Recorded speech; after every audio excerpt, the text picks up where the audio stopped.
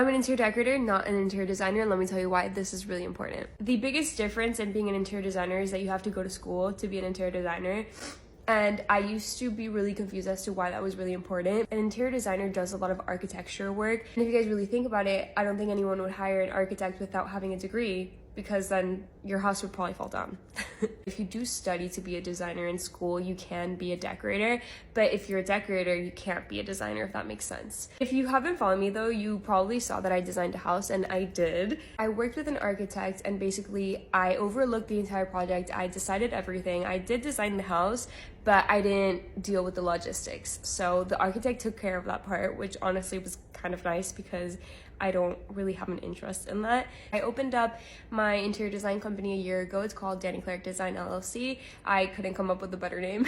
I have a full-time assistant that's on the team, and I have a designer that's on the team. He does all the renders and he helps me with design and logistics. He's amazing.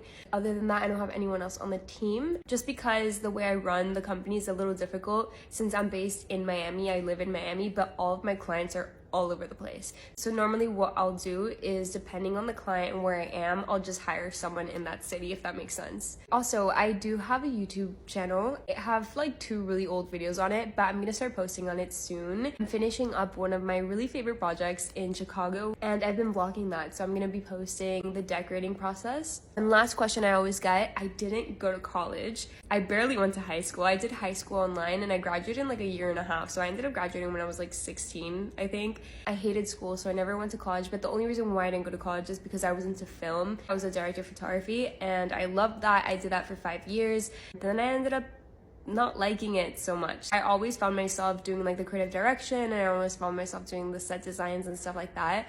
So it kind of makes sense as to how I ended up here. I just never realized that you could make a living off of decorating. Let me know if you have any other questions. I'll be posting more on YouTube as well, so follow me there.